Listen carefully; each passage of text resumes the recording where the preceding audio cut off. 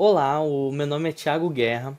Eu sou estudante de biologia e fui convidado para dar aulas de biologia para vocês.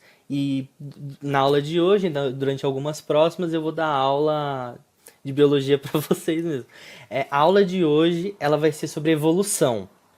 E antes de começar aqui qualquer coisa, eu já tenho para falar que eu não tô aqui para tentar ofender ninguém e tirar a crença de ninguém. Eu vou simplesmente dar dados científicos que apontam uma teoria, mas eu não quero desfazer da crença de qualquer um que seja. O meu intuito aqui é simplesmente mostrar a ciência e o caminho da ciência para vocês. O que vocês acreditam, deixam de acreditar é por conta de vocês. Para começar, eu quero para começar mesmo assim, eu quero começar falando de que a evolução, ela não é aquele negócio que vende em camisa estampada, que é que o homenzinho veio do macaco. Tem um macaquinho, aí um outro menos macaquinho, aí vai ficando cada vez ereto até ter um homem. A evolução não é isso. A evolução ela não é um caminho direto. Ela é um caminho que vai se ramificando cada vez mais conforme o tempo passa. E a gente vai começar a entender isso melhor na aula de hoje mais para frente. Hoje eu vou apresentar principalmente as principais teorias. Aí assim, como a gente vai começar a explicar isso? Tentando explicar de uma maneira assim. Como surgiu a vida na Terra? A primeira maneira de explicar, de tentar explicar isso, foi com a ideia da biogênese, que foi proposta, deixa eu ver o nome do cara aqui mesmo, pelo Francesco Redi em 1668. O que é a biogênese? A biogênese é quando a vida surge do nada. Entendeu? Não é como a gente sabe hoje. Mas era no começo, ele foi um dos primeiros a tentar. Então, nessa época, era muito comum acreditar que a vida surgia do nada. Que pão dava origem à vida. Por que as pessoas acreditavam nisso?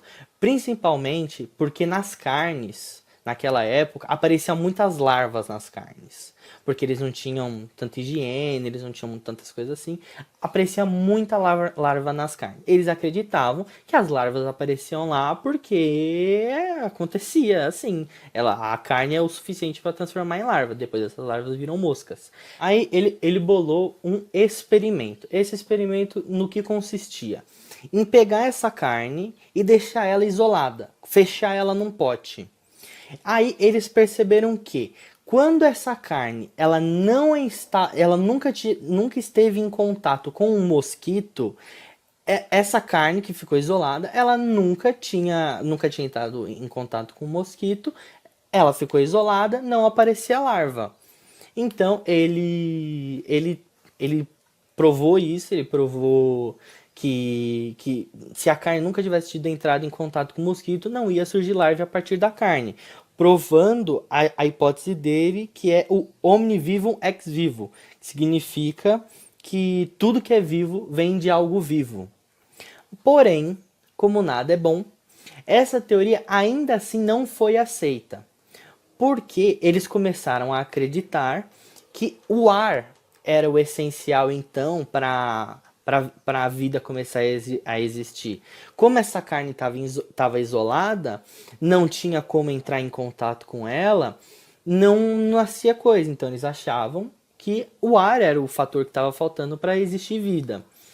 Aí depois, vamos pegar o nome dele aqui, um cientista chamado Lázaro Spallanzani, em 1767, 100 anos depois, 99 anos depois, através de outro experimento, ele confirmou entre aspas a biogênese. O que ele fez?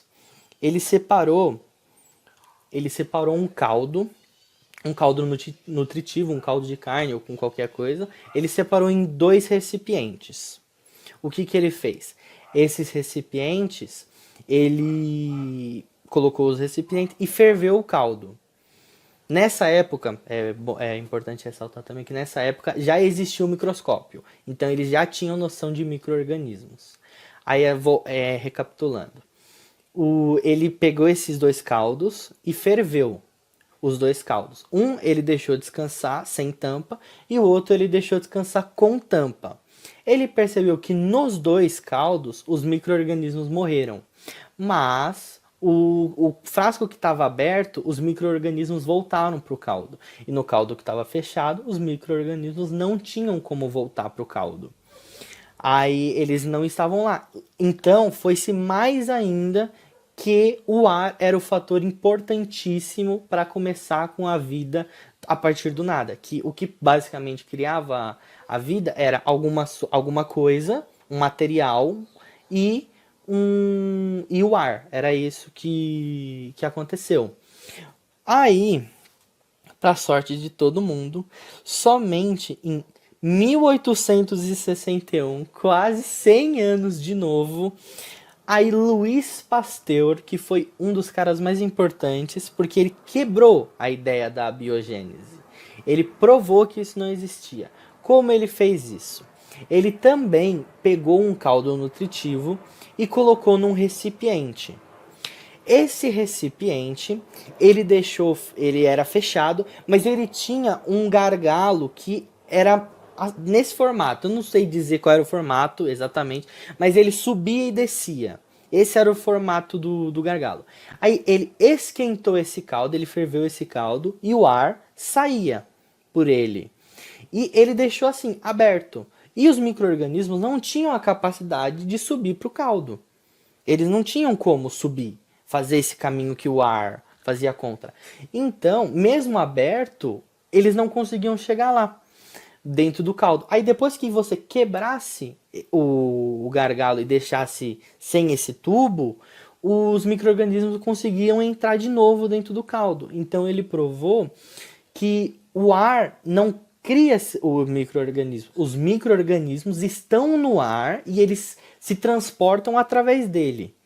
Entendeu? Isso foi muito importante porque ele provou que a vida não surge do nada, que tudo que é vivo vem de algo vivo, como o Red tinha falado lá no começo em 1600. Entendeu? Isso foi muito importante. Tá, mas isso não explica como surgiu a vida. Exatamente, não explica realmente. Explica que a vida vem a partir de alguma coisa que já está viva. Aí, para começar, o que é a vida? Vida pode ser definida operacionalmente como um sistema de hierarquia estrutural que adquiriu durante um processo evolutivo a habilidade de estocar e processar a informação necessária para uma perfeita reprodução.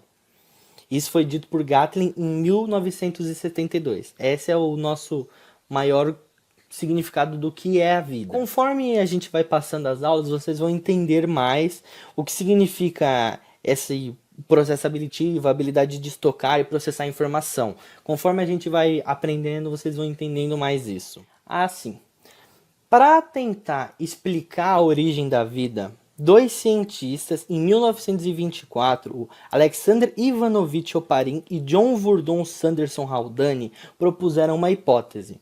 O que eles pensavam? Eles pensavam que lá na formação da Terra, há bilhões de anos atrás, bilhões, muito tempo atrás, a atmosfera da Terra ela era muito instável. Aconteciam muitas tempestades, a variação de temperatura era muito alta ainda. Então, o que eles acreditavam? Eles acreditavam que essa situação em específico de descargas elétricas, variação de temperatura, foi a chave para a criação da vida. Então, eles propuseram um experimento. O que eles fizeram? Eles criaram um sistema. Nesse sistema, eles colocaram moléculas simples. Moléculas de hidrogênio, de oxigênio, carbono e essas coisas eles colocaram nisso. E nesse sistema acontecia troca de temperatura, uma variação alta de temperatura ficava trocando e ficava dando choque, descarga elétrica ficava dando. Em tudo isso eles fizeram com baixa quantidade de oxigênio, que era como era a atmosfera da Terra lá no começo. Mas eles fizeram muito reduzido, muito pouco oxigênio. Aí, nesse resultado que eles fizeram com moléculas simples, descarga elétrica e tudo, eles perceberam que numa situação dessa, as moléculas se organizaram de maneira diferente. As moléculas simples começaram a ficar mais complexas e criaram moléculas que hoje a gente conhece, criaram como moléculas de água, algumas moléculas de proteínas que a gente produz no nosso corpo durante o metabolismo. E isso foi absurdo, porque eles provaram basicamente que a vida ela surgiu a partir de junção de moléculas. As moléculas que estão no espaço o tempo todo, elas são transformadas por ações do ambiente, como a temperatura, e elas se juntam e formam novas moléculas. E isso foi absurdo, assim. Só que o que aconteceu? Eles pesaram em cima desses dois caras, do Oparin e do Haldane, porque eles não acreditavam a atmosfera da Terra era exatamente daquele jeito, muito reduzida. Eles não achavam que tinha tão pouco oxigênio assim. Aí o que eles fizeram? Outros cientistas refizeram esse experimento, variando tudo, variando a temperatura que diminui ou aumenta, mudando de pouco oxigênio para muito oxigênio, colocando outras moléculas, e mesmo assim o resultado foi o mesmo. Por causa da variação de temperatura e de descargas elétricas, as moléculas mais simples dão origem a moléculas mais complexas. E isso é algo assim absurdo para a ciência, que é basicamente é uma maneira que explica como a vida na Terra surgiu. Aí, a outra teoria para de como a vida surgiu na Terra, ela é a panspermia. A panspermia é nada mais, nada menos do que o quê? Ela é que a vida se originou no espaço e chegou na Terra. Ou que ela chegou na Terra e foi para o espaço. Mas pra gente é basicamente que ela veio do espaço e chegou aqui na Terra. Mas não explica como ela se originou. Ela diz que veio do espaço e chegou aqui. Então seremos todos alienígenas. Mas a gente não consegue provar nada disso. Porque mesmo se a gente provar que a vida veio de fora, como ela surgiu lá fora? Entendeu? Então a melhor hipótese que a gente pode acreditar ainda é do Oparin e do Haldane. Agora que a gente entendeu como que a abiogênese não é a verdade, que é assim a biogênese, que a vida vem a partir de alguma coisa que está viva, e que a gente entendeu mais ou menos como se originou a vida, a gente vai começar a ir para o que é a evolução em si. Aí então, vamos lá. A evolução é o processo no qual ocorrem as mudanças ou transformações nos seres vivos ao longo do tempo, dando origem a novas espécies. E como a gente sabe que a evolução é possível? Pelas semelhanças anatômicas. E assim, se a gente pegar os esqueletos dos primatas, que são os mais próximos da gente na escala evolutiva, os chimpanzés, os orangotangos, a gente pegar só o esqueleto, ele é muito igual. Ele é muito igual. Se não fosse pela diferença do tamanho dos braços, das pernas, você não conseguiria diferenciar a formação do crânio, porque é muito similar. Porque a gente é o mais próximo. Os primatas, a gente faz parte dos primatas. Então os macacos que a gente vê, eles são nossos primos. Eles são muito similares a gente de todo modo. Outra coisa que também mostra a evolução é a semelhança embrionária. Existe uma fase durante o desenvolvimento do embrião que em todos os cordados, que é o filo que a gente faz parte, os animais eles são absurdamente semelhantes. Que se você pegar um embrião de uma tartaruga, de uma galinha, de um macaco, eles são completamente parecidos. Você não consegue diferenciar nessa fase. Porque é uma fase onde eles vão ter características que a gente mesmo não expressa mais. Por exemplo, a cauda pós-anal. Quando a gente é embrião, a gente tem a cauda pós-anal. Mas quando a gente nasce, não é tão comum assim. Quantos seres humanos você conhece que nascem com cauda? São pouquíssimos. Você mesmo pode não conhecer algum que nasceu assim. Mas existem alguns seres humanos que nascem com a cauda pós-anal. E é uma coisa que é uma característica que a gente tinha no passado, quando a gente ainda nem existia, mas os nossos antepassados mesmo, eles tinham essa característica. Outra coisa também que mostra essa semelhança, e para provar a evolução, basicamente, é a semelhança genética. Porque se você pegar o nosso DNA e pegar um DNA de um chimpanzé, ele é 99,4% similar. É muito próximo, é muito próximo isso. É muito igual, é muito igual, é muito igual, é muito igual mesmo. E até mesmo se você pegar o seu e for comparar de uma minhoca, você é 50% parecido com a minhoca. 50% dos genes dela você tem. O que mostra que de certa forma você veio a partir dela de um modo. De um certo modo você veio a partir dela. Agora que a gente já entendeu isso, agora a gente vai para as teorias evolucionistas. Para começar, a gente vai falar do Jean-Baptiste Antoine Monet Cavaleiro de Lamarck, ou o Lamarck, como todo mundo conhece. Ele foi o pioneiro para tentar explicar o que é evolução. E as principais teorias dela que são muito importantes para você entender é a lei do uso e desuso, a lei da transmissão dos caracteres adquiridos. E vamos lá, para você entender o que é a lei do uso e desuso. A lei do uso e desuso é, quanto mais um organismo usar alguma coisa que ele tem, mais ela vai se desenvolver. Quanto menos ele usar, mais ela vai atrofiar. Entendeu? Essa é o que ele acreditava. E a outra coisa é a lei do transmissão dos caracteres adquiridos. O que ela consiste? Em que uma coisa que acontece com você em vida, ela é passada para os seus descendentes, entendeu? Pelo processo da reprodução. Agora vamos explicar como ele pensava nisso. Ele acreditava que na lei do uso e desuso, quanto mais você estimulava alguma coisa, algum órgão, por exemplo, mais ele se desenvolvia.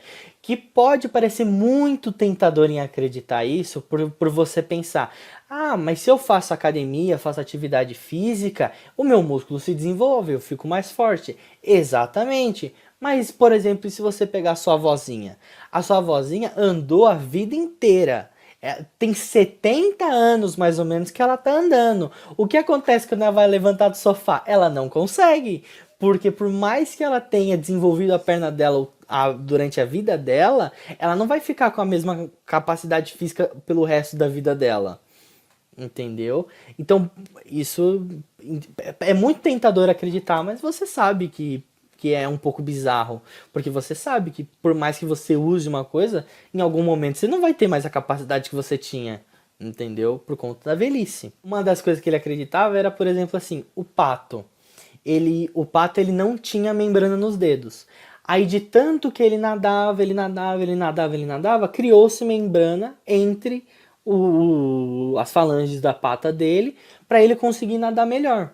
Mas você sabe que não foi assim. Hoje a gente sabe que não foi assim. Mas naquela época foi a melhor explicação possível de como era isso. E a lei, a lei da transmissão dos caracteres adquiridos, o que ela consiste? Uma coisa que acontece em você em vida é passada através dos seus descendentes. Mas você também sabe que não é bem isso. Porque, por exemplo, se você perder um braço e você tiver um filho, o seu filho não vai nascer sem braço. Ele vai nascer com o braço. Entendeu? Por exemplo, o que ele acreditava? Ele acreditava que os cactos no passado, eles tinham folhas. Aí, por eles não precisarem usar as folhas, elas criaram espinhos. E os filhos desses cactos agora têm espinhos porque sim. Entendeu? Por conta deles não terem usado esse negócio. Mas você sabe que não é assim. Você faz uma tatuagem, o seu filho não nasce tatuado. Então, o que acontece em você em vida, os fenótipos, a gente mais pra frente vai entender o que é fenótipo, o que é genótipo. Os fenótipos, que são fenômenos que acontecem na sua vida e as coisas que você expressa, basicamente, elas não são passadas em geração. Por exemplo, eu tenho cabelo colorido. Se eu tiver um filho um dia, ele não vai ter cabelo colorido porque eu tenho cabelo colorido. Uma das coisas que o Lamarck mais falava era do pescoço da girafa. que a girafa ela tinha o pescoço pequeno e ela comia vegetação rasteira. Aí ela queria pegar as folhas dos altos das árvores. E ela forçava e forçava e forçava o pescoço dela. Conforme ela foi forçando, o pescoço dela cresceu. Entendeu? Mas isso nunca foi evidenciado. Ele nunca conseguiu evidenciar isso. Aí agora a gente vai falar da teoria de Darwin e Wallace, ou o darwinismo. Para começar, eu quero só falar aqui um pouco de uma treta histórica, que é o que aconteceu com o Wallace. Porque o Darwin foi o cara que basicamente popularizou essa teoria. Ele fez uma viagem ao redor do mundo, principalmente para Galápagos, através de um barco que saiu da Inglaterra, viajou o mundo todo, passou até aqui no Brasil, foi para Galápagos, viajou para o outro lado do mundo, fez essa viagem durante 5 anos. E durante esse tempo, ele pegou fóssil, pegou planta, pegou animal vivo e fez uma comparação e escreveu um livro, A Origem das Espécies.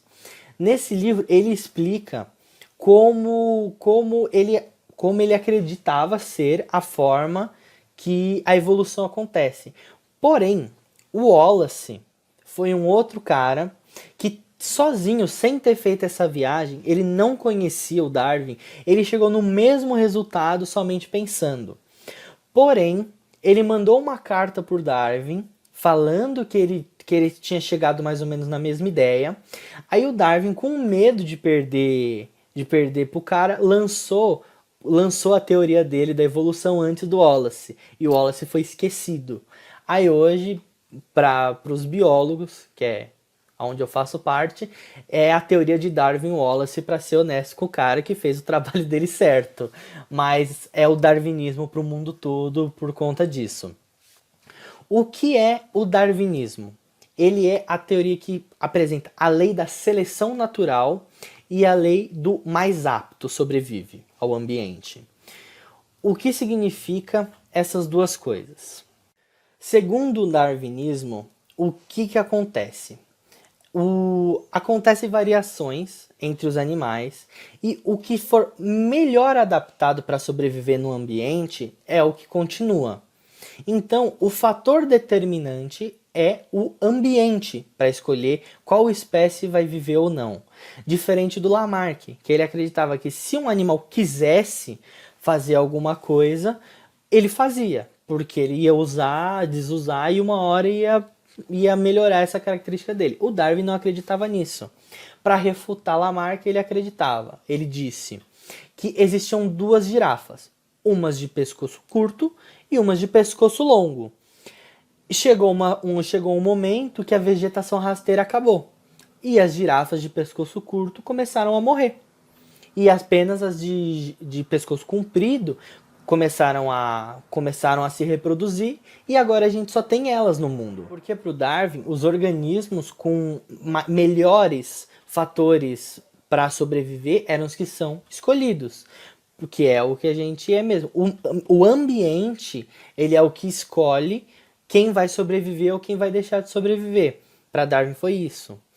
Porém, como nada nesse mundo é bom, as teorias de Darwin só foram ser aceitas no final do século XX com as descobertas de um cara chamado Mendel, que a gente vai focar bem mais na aula de genética, porque ele é o pai da genética. Mas, basicamente, o que o Mendel descobriu? Ele descobriu variação genética. Ele descobriu, fazendo testes com ervilhas, que pode acontecer de algumas espécies de ervilhas, no teste dele, nascerem diferentes, com outras características. Entendeu?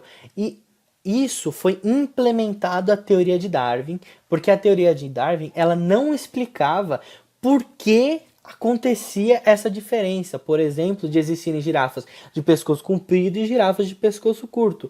Por que isso acontecia? A gente entende, beleza. As que têm pescoço longo sobrevivem porque conseguem se alimentar das que estão no alto, diferente das que têm pescoço curto. Mas por que em algum momento começou a existir girafa de pescoço comprido?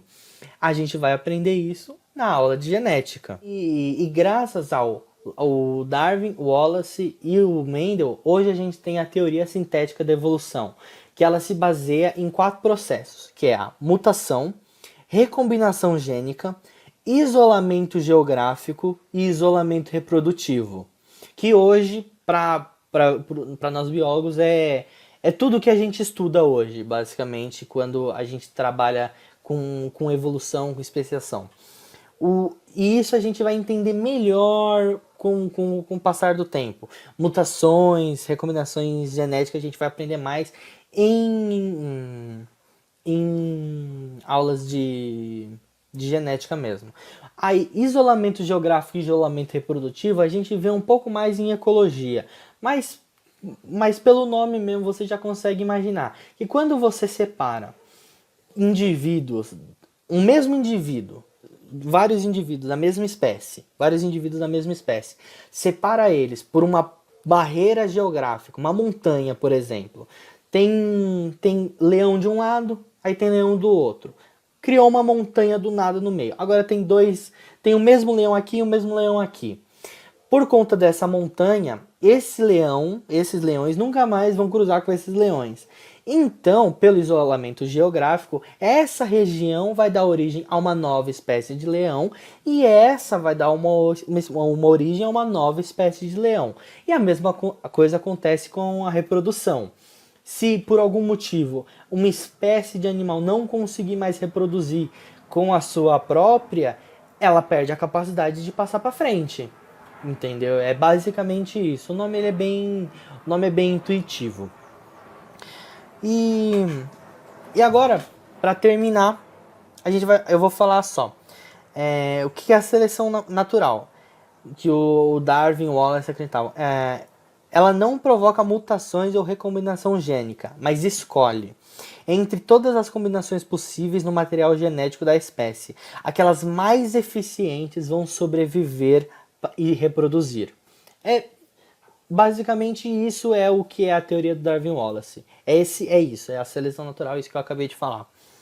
E só para finalizar, falar aqui, ó. A reprodução de um ser vivo em outro, crescendo e se multiplicando milhares de vezes, faz com que aconteçam mudanças, mutações ou variações ao longo de muitos anos. E é isso que a evolução basicamente acredita que é a teoria hoje, que é a mais aceita em qualquer meio acadêmico de todos. Sem querer, claro, comparar com religião, porque aí não é fato científico, é uma questão de opinião, uma questão religiosa, que não se encaixa aqui. E por essa aula foi isso. Eu gostaria de agradecer. Desculpa qualquer coisa, foi a primeira vez que eu fiz isso, não estou familiarizado, fiz um negócio aqui com improviso. Espero que tenham gostado, espero que tenham entendido.